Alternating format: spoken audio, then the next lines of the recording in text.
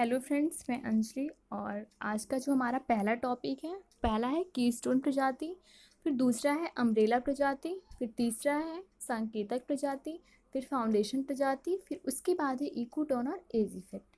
तो हम अपना पहला टॉपिक स्टार्ट करते हैं। पहला है कीस्टोन प्रजाति। अब हम समझते हैं कि कीस्टोन प्रजाति क्या होती है।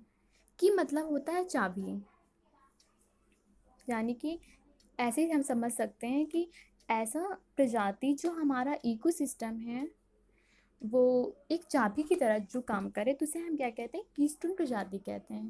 दूसरे शब्दों में, ऐसी प्रजाति जिसके ना होने पर हमारे इकोसिस्टम में प्रतिकूल प्रभाव पड़ता है और जिसके होने पर हमारे इकोसिस्टम में अनुकूल प्रभाव पड़ता है, उसे हम क्या कहते हैं, कीस्टोन प्रजाति कहते हैं। जो हमारा पहले हमारा जो इकोसिस्टम था वहाँ पर उत्पादक नहीं थे, ठीक है। वहाँ पर क्या था, डिकम्पोज़र यानी अपघटक था। फिर अपघटक हुआ, फिर उसके बाद क्या आया, अपघटक ने किसका निर्माण किया, मृदा यानी मिट्टी का किया। फिर मिट्टी से किसका निर्माण हुआ, पौधे का यानी उत्पादक का। उत्पादक के बाद उपभोक्ता का निर्माण हुआ, ठीक है। तो क्या होता है, मृदा में पौधे उगते हैं, पौधे क्या करते हैं, सूर्य से ऊर्जा प्राप्त करते हैं, ठीक है। सूर्य से क्या करते हैं, ऊर्जा प्राप्त कर लेते हैं। फिर इसे कौन खाता है, प्राथमिक उपभोक्ता खाते हैं, तो उसमें भी ऊर्जा की मात्रा आती है। फिर प्राथमिक के बाद द्वितीयक खाता है, उसमें आती है। फिर द्वितीयक के बाद तृतीयक खाता है, फिर उसमें आ जाती है। मान लीजिए हमारा द्वितीयक जो उपभोक्ता है वो संकटग्रस्त यानी वो विलुप्त होने के कगार पे आ जाए, तो इससे क्या होगा, हमारा इकोसिस्टम जो होगा वो वीक हो जाएगा, यानी इकोसिस्टम पर प्रतिकूल प्रभाव पड़ेगा। यानी ये इसके कीस्टोन प्रजाति की तरह काम कर रहा है, यानी जिसके ना होने पर हमारे इकोसिस्टम में प्रतिकूल प्रभाव पड़ रहा है, उसे हम क्या कहते हैं, कीस्टोन प्रजाति कहते हैं। अर्थात कीस्टोन प्रजाति क्या होती है, जिसके होने पर अनुकूल प्रभाव पड़ता है और जिसके ना होने पर प्रतिकूल प्रभाव हमारे इकोसिस्टम में पड़ता है, उसे हम क्या कहते हैं, कीस्टोन प्रजाति कहते हैं। आइए अब हम समझते हैं इसकी जो परिभाषा है उसके द्वारा। वे जातियाँ जो किसी समुदाय में प्रचुरता तथा जैव भार की अल्पता के बावजूद सामुदायिक अभिलक्षणों पर अपना प्रभाव दर्शाती हैं, कीस्टोन प्रजाति कहलाती हैं। यानी कि ये मात्रा में तो प्रचुर होते हैं, मात्रा में तो अधिक होते हैं, लेकिन जो इनका वेट होता है वो बहुत ही कम होता है। लेकिन उसके बावजूद ये हमारे इकोसिस्टम में क्या करती हैं, अपना प्रभाव जो है बहुत अच्छा इफेक्ट इनसे हमें पड़ता है, हमारा इकोसिस्टम मजबूत होता है। यानी कि इनका वेट जो कम होता है लेकिन इनकी मात्रा अधिक होती है, उसके वेट कम होने के बावजूद भी हमारे इकोसिस्टम को मजबूत बनाए रखती हैं। इसे हम क्या कहते हैं, कीस्टोन प्रजाति कहते हैं।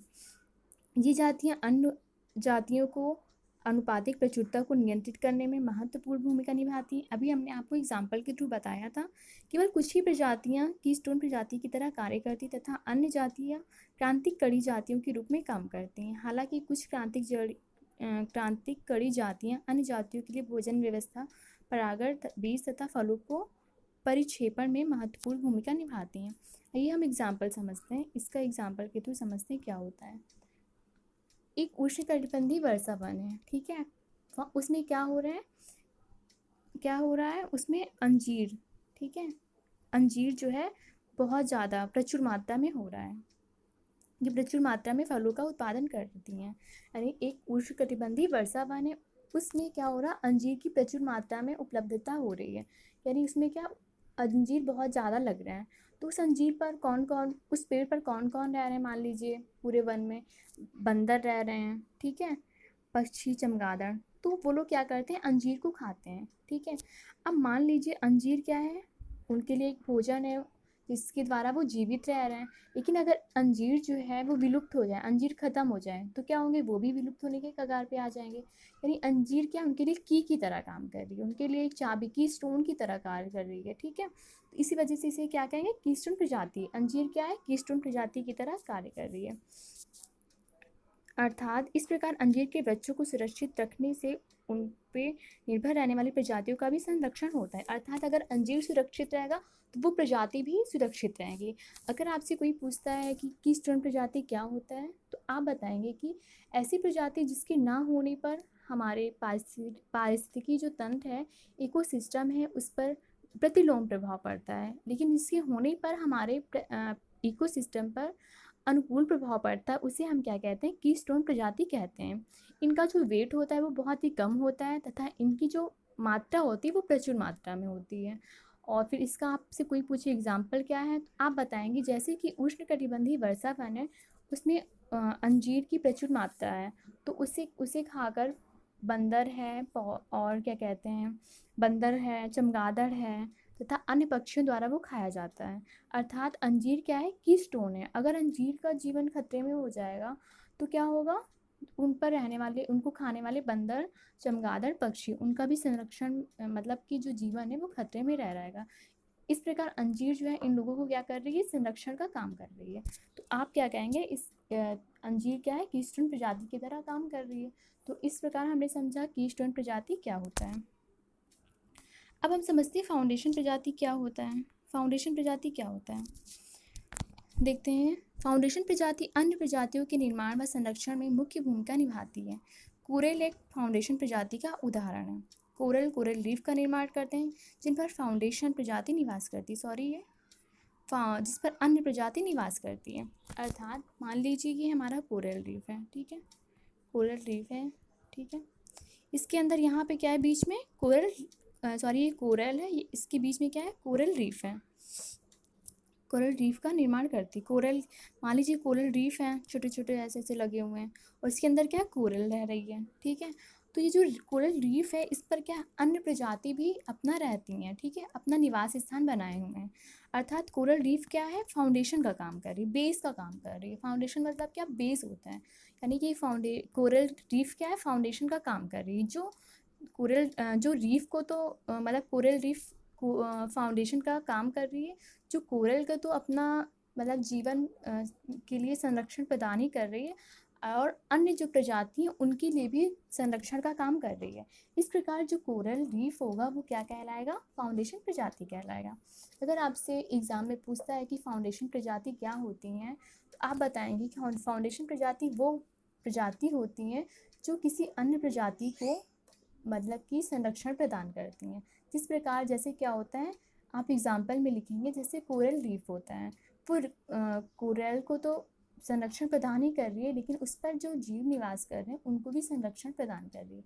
इस प्रकार कोरल रीफ क्या हो गया, फाउंडेशन प्रजाति की तरह कार्य कर रहा है। अब हमारा है अम्ब्रेला प्रजाति क्या क्या होती है, तो पहले समझते हैं इसकी परिभाषा। अम्ब्रेला प्रजाति के निर्माण का कोई अंतर्राष्ट्रीय मानक नहीं है, लेकिन सामान्य परिभाषा में ये प्रजाति विस्तृत परास वाले होते हैं जिन पर अन्य प्रजातियां निर्भर करती हैं। बहुत हद तक हम बोलें तो ये कीस्टोन प्रजाति की तरह होती हैं, ठीक है, इसका संरक्षण उसी निवास में रहने वाले अन्य प्रजातियों को भी संरक्षण का कार्य करता है। हम एक एग्जाम्पल लेकर आपको समझाते हैं कि कोरल रीफ ये अम्ब्रेला प्रजाति क्या होता है। मान लीजिए फर्स्ट कोई प्रजाति है, पहला, ये सेकंड है। इसका जो हैबिटेट, मैंने आपको एक लास्ट लेक्चर में हैबिटेट और नीड्स के बारे में बताया था, तो ये हैबिटेट इसका है, फर्स्ट का है, बहुत बड़ा हैबिटेट इसका है।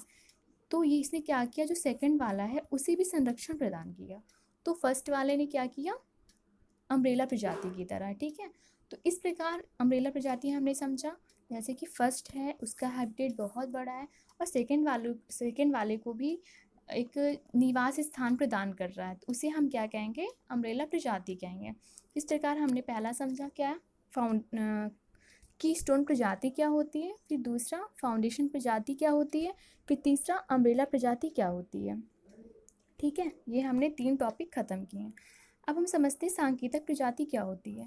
सांकेतिक प्रजाति वे प्रजाति होते हैं जिससे हमें ये पता चल जाता है कि वायु में वायु प्रदूषण हो रहा है, जल में जल प्रदूषण हो रहा है तथा अन्य जगह पर प्रदूषण हो रहा है। तो ये क्या करती है, संकेत का काम करती है।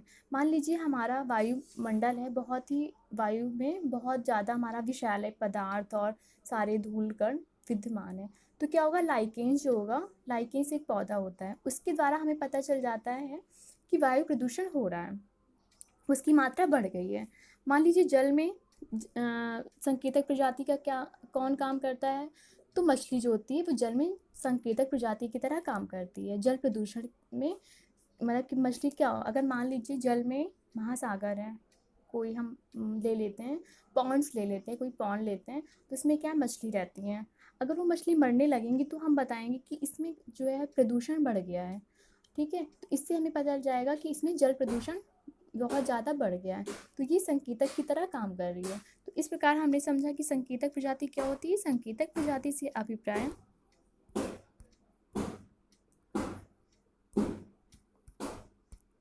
संकेतक प्रजाति से अभिप्राय किसी एक पौधा या जंतु की प्रजाति से जो पर्यावरण परिवर्तन के लिए बहुत संवेदनशील होता है। बाहरी प्रभावों जैसे जल प्रदूषण, वायु प्रदूषण, जलवायु परिवर्तन की हानि संकेतक प्रजाति पर पहले दिखाई देती है। जैसे जल प्रदूषण का स्तर ज्ञात करने के लिए मछली को एक संकेतक प्रजाति के रूप में जाना जाता है। ठीक है, तो इस प्रकार हमने समझा कि क्या होता है संकेतक प्रजाति क्या होता है। तो हमने क्या पहले समझा कि हमें संकेतक प्रजाति क्या होते हैं, हमें संकेत देते हैं, सतर्क रहो, अब जल प्रदूषण बढ़ गया है, अब वायु प्रदूषण बढ़ गया है, तो हमें कुछ ना कुछ उसके लिए उपाय करने के लिए संकेत दे देते हैं पहले से। तो हमने पहले क्या पढ़ा, कीस्टोन प्रजाति पढ़ा, फिर दूसरा फाउंडेशन प्रजाति, फिर तीसरा अम्ब्रेला प्रजाति, फिर चौथा संकेतक प्रजाति क्या होता है। अब हम समझते हैं इकोटोन और एज इफेक्ट क्या होता है। इकोटोन क्या होता है, जब दो समुदाय आपस में मिलते हैं तो जो उनका मिलन स्थल होता है उस क्षेत्र को क्या कहते हैं कि इकोटोन कहते हैं। मान लीजिए घास स्थल तथा वन क्षेत्र एक जगह जहाँ मिल रहे हैं, जहाँ दोनों मिलेंगे वो स्थल क्या कहलाएगा, इकोटोन कहलाएगा। इसी प्रकार मान लीजिए कोई एस्चुरी है जहाँ पे नदी का जल है और फिर नीचे से समुद्र स्टार्ट हो जाता है, जहाँ पर ये मिलेंगे यानी जहाँ साफ जल, शुद्ध वाटर और जहाँ खारा पानी जहाँ मिल रहा है उस स्थान को हम क्या बोलेंगे, इकोटोन बोलेंगे। तो इसकी कुछ विशेषताएं हैं, यानी इसका पहले परिभाषा देख लेते हैं। दो या दो से अधिक विविध समुदायों के मध्य संक्रमण क्षेत्र को संक्रमिका कहते हैं। अब इसकी विशेषताएं क्या है, दो या दो से अधिक पारस्की तंत्र का संक्रमण क्षेत्र होता है, इसे इसीलिए यह तनाव का क्षेत्र भी कहा जाता है। एक महत्वपूर्ण विकसित इकोटोन में कुछ ऐसे जीव पाए जाते हैं जो असंख्य समुदायों से पूरी तरह अलग होते हैं। यानी कि मान लीजिए ये इकोटोन है, ठीक है, यहाँ पे कभी कभी कुछ ऐसे जीव भी पाए जाते हैं जो ना इसमें पाए जाते हैं ना इसमें पाए जाते हैं, ये बिल्कुल डिफरेंट होते हैं। क्योंकि इसमें मान लीजिए नदी है, नदी का पानी है यहाँ पे जा रहा, इधर खारा जल है, तो यहाँ पे जब दोनों हैं, दोनों मिल रहे हैं तो उनके लिए दूसरी प्रजाति के जीव यहाँ पर फिर पाए जाने लगते हैं। तो यानी कभी कभी ऐसा होता है कि बिल्कुल इन दोनों से अलग यहाँ पर प्रजाति पाए जाते हैं। और फिर क्या है, इकोटोन बहुत छोटे क्षेत्र को से लेकर बहुत विशाल क्षेत्र तक फैला रह सकता है। मान लीजिए कोई तालाब है, ठीक है, तालाब के किनारे घास स्थल है, तो ये क्या है, एक छोटा सा इकोटोन के बारे में हम बात कर रहे हैं, ये जहाँ मिलेंगे। लेकिन एक समुद्र और एक क्या कहते हैं जल जहाँ मिलेंगे वो बहुत बड़ा इकोटोन हो जाएगा। इसीलिए क्या मतलब, ये बहुत छोटे से लेकर विशाल क्षेत्र तक फैला रहता है। तो इस प्रकार हमने देखा इकोटोन क्या होता है। अब हम समझते हैं एज इफेक्ट क्या होता है। एज इफेक्ट कुछ होता नहीं है, वो स्थान होता है जहाँ पर इकोटोन, ये इकोटोन है। अब यहाँ पर अगर बायोडाइवर्सिटी ज़्यादा हो जाती है तो इससे क्या है, हमारा जो इससे क्या पता चलता है, हमारा इकोसिस्टम बहुत मजबूत है। अगर बायोडाइवर्सिटी कम हो जाती मतलब जीवों की, तो हम क्या समझेंगे कि हमारा इकोटोन जो है, अरे इकोसिस्टम है वो बहुत वीक हो रहा है। तो ये क्या है, इफ़ेक्ट, मतलब जो इकोटोन में की प्रजातियां जहाँ मिलती हैं उनमें क्या इफ़ेक्ट हो रहा है जिससे हमारा इकोसिस्टम मजबूत हो रहा है कि वीक हो रहा है, तो उसे हम क्या कहते हैं, उस इफ़ेक्ट को एज इफ़ेक्ट कहते हैं। ये बिल्कुल मतलब इकोसिस्टम के बाद का ही प्रोसेस है, जिसमें अगर कोई पूछे कि आपसे एज इफ़ेक्ट क्या है तो आप बताएंगे जो इकोटोन जहाँ पर मिलता है वहाँ पर पाए जाने वाले जो जीव जंतु हैं उनकी डाइवर्सिटी के बारे में बताता है। तो उस इफ़ेक्ट को हम क्या कहते हैं, एज इफ़ेक्ट कहते हैं। तो यहाँ पर इसकी हम परिभाषा देख लेते हैं। कोर प्रभाव एक पारिस्थितिकी अवधारणा है जहाँ पर दो पारितंत्र आपस में मिलते हैं, वहाँ विशाल विविधता पाई जाती है। इस कोर प्रभाव में जहाँ दो क्षेत्र परस्पर व्याप्त होते हैं, जहाँ दोनों क्षेत्रों की प्रजाति पाई जाती है। कोर प्रभाव की उदाहरण, यानी पूरा ये इकोटोन की तरह ही है। और मैंने बताया ना, ये जो इफेक्ट होता है उसे क्या कहते हैं, कोर एज इफेक्ट यानी कोर प्रभाव कहते हैं। नदी तट के किनारे घास का मैदान जहाँ पर्वत व घाटे मिलते हैं, जंगलों के अंतिम बिंदु जहाँ एस्चुरी समुद्र से मिलती है। तो इस प्रकार हमने पहले समझा कीस्टोन प्रजाति, फिर हमने क्या समझा, हमने समझा कि फाउंडेशन प्रजाति क्या होती है, फिर अम्ब्रेला प्रजाति, फिर संकेतक प्रजाति, और फिर हमने क्या समझा कि हमारा इकोटोन क्या होता है और एज इफेक्ट क्या होता है। अब हम समझते हैं बायोम क्या होता है। बायोम क्या होता है, पहले हम आपको एक एग्जाम्पल के थ्रू बायोम को बता देते हैं। जो हमारा पारिस्थितिकी तंत्र होता है, ठीक है, पारिस्थितिकी जो तंत्र होता है वहाँ पर क्या होता है, वहाँ पे कई प्रकार के, मतलब कि जैसे महासागर तंत्र पाए जाते हैं, जंतु का तंत्र अलग होता है, घास तंत्र अलग होता है, और फिर रेगिस्तान का अलग तंत्र होता है। महासागर को छोड़कर, क्योंकि अभी इस पे विवाद चल रहा है, उसे छोड़ के सारे तंत्र जब आपस में मिल जाते हैं वो किसका निर्माण करते हैं, बायोम का निर्माण करते हैं। यानी कि महासागरीय तंत्र को छोड़कर रेगिस्तान हो गया, जंतु का हो गया, पौधे का हो गया, इन तंत्र को जब आपस में मिला देते हैं तो क्या कहलाता है वो क्षेत्र, वो बायोम कहलाता है। तो हम परिभाषा के थ्रू समझते हैं। बायोम पौधे व प्राणियों का एक समुदाय है जो एक बड़े भौगोलिक क्षेत्र में पाया जाता है। दूसरे शब्दों में पृथ्वी पर पेड़ पौधे तथा जीव जंतु सहित सभी पारिस्थितिक तंत्र बायोम कहलाते हैं। अभी हमने आपको पहले बताया। सामान्य रूप से बायोम के अंतर्गत महाद्वीप के उन सभी भागों में समस्त पदार्थों तथा प्राणियों को सम्मिलित किया जाता है। हमने आपको बताया ना, सभी प्रकार के जो पारिस्थितिक तंत्र हैं महासागर को छोड़कर उसे हम क्या कहते हैं, बायोम कहते हैं। इसकी सामान्य विशेषताएं उस समस्त भूभाग में प्रायः समान होती है। बायोम के अंतर्गत प्रायः स्थलीय भाग के समग्र पादप तथा प्राणी समुदायों का ही सम्मिलित करते हैं, क्योंकि सागरीय वायु का निर्धारण कठिन होता है। हालांकि इस दिशा में शोधकर्ताओं द्वारा प्रयास किया जा रहा है। अभी इस पर विवाद है कि सागरीय वायु को क्यों निर्धारण नहीं करते हैं, तो इस पर अभी विवाद चल रहा है और इस पर विचार किया जा रहा है। यदि वायु में पौधे जंतु दोनों को सम्मिलित करते हैं, तथापि हरे पौधों का प्रभुत्व होता है क्योंकि इनका सफर सकल बायोमास जंतुओं की तुलना में अधिक होता है। इस प्रकार हमने की स्टोन समझा, और फिर फाउंडेशन, संकेतक, और फिर इकोटोन, एज इफेक्ट, फिर बायोम समझा क्या होता है। अब जो हमारा नेक्स्ट टॉपिक होगा वो क्या होगा, जैव विविधता के ऊपर होगा। तब तक के लिए हमारा लेक्चर यहीं समाप्त होता है। थैंक यू, धन्यवाद।